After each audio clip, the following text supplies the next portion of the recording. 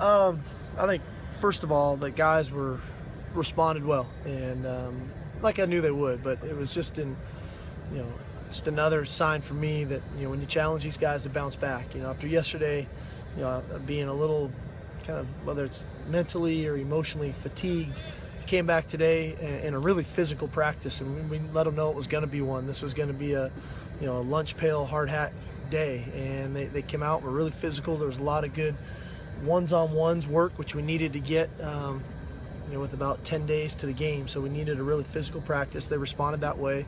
Two, I thought we cleaned up some of the things from yesterday from a game plan standpoint that as a staff, give us an opportunity to say, okay, this is starting to look better. We can keep this in the game plan. This is 2 days in a row now, or maybe this didn't look so good. We can take it out. So on that front, it was good. But I think the guys were really motivated.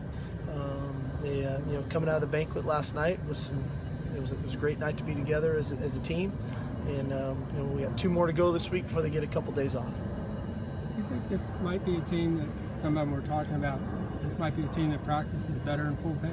They just like to hit one out. They do. They are a really competitive group. I go back to those 6 practices we had before we even started game planning, and they really just enjoyed. We really minimized our meeting time, and we put the ball down and let them play. And they loved going against one another and competing with one another. I think there's maybe a little bit of chatter or banter in the locker room, and they get to answer some of the banter on the field, and so they enjoy it. They love going goods on goods, and for us moving forward, I would love to do that all the time. We don't quite have the luxury of it. You are, I don't want to say at risk, but you put yourself at more harm the harder you go that way. And obviously, we don't have Antoine Woods for this game. So as you move forward, as you start to develop depth in your program, I think that allows you more opportunities for those types of practices.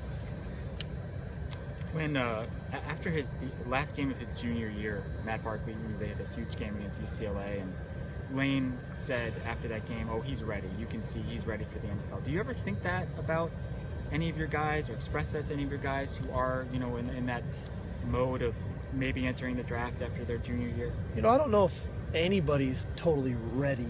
I think that it is a big adjustment. It's a big adjustment on the football field.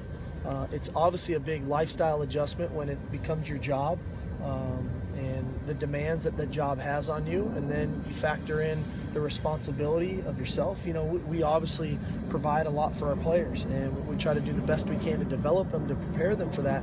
But it is a massive adjustment, just like it's a massive adjustment when a high school player comes to college. And there are varying degrees of who's more prepared than others, as we've seen on our own team of guys that have come in and true freshmen and have fit in and become more comfortable playing and handling their business. So I think it's an adjustment. I don't know if anybody, like I said, is just exactly ready for it. I think some are more ready than others, though. Gets made of passing stats, quarterbacks, wide receivers, but where would you guys be without Buck Allen and a steady running game? Well, Buck's been tremendous. I think what goes a little unnoticed, he's the all-purpose yards leader in our conference. He ran the ball extremely well for us, but what he provides us is a great deal of versatility. His ability to catch the ball out of the backfield has been just tremendous for us, and he's forced defenses to defend all 5 receivers every time we're running our routes. And Buck is a very versatile guy. He's fun to coach that way because you can do multiple things. He's not just your traditional eye back. He's a guy that can do a lot of different things, and we're obviously very fortunate to have him.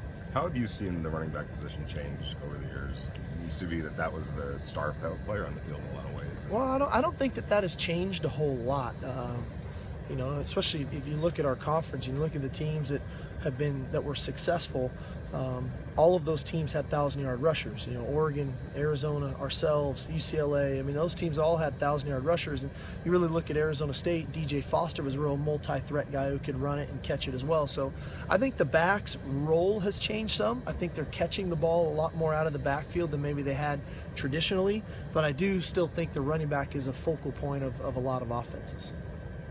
So we saw Andre kicking pretty well out here, but he has gone a long time without actually kicking a field goal in a game. I think that maybe there was one since he came back from the injury. Are you at all concerned if it comes down to a kick at the end of the game that he just hasn't had a lot of reps?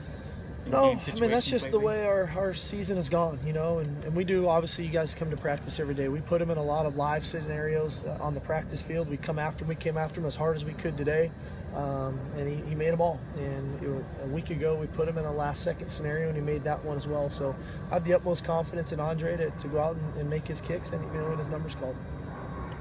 We haven't seen Jalen coach Patrick here recently.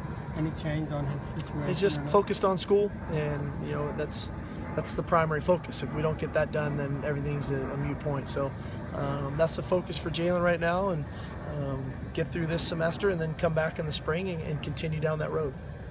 Do one more. Are you seeing a more confident Stephen Mitchell at practice? Sure. I think Stephen, you know, again, I got asked about him yesterday. He was doing a final, so got him back today. I thought he looked great again today.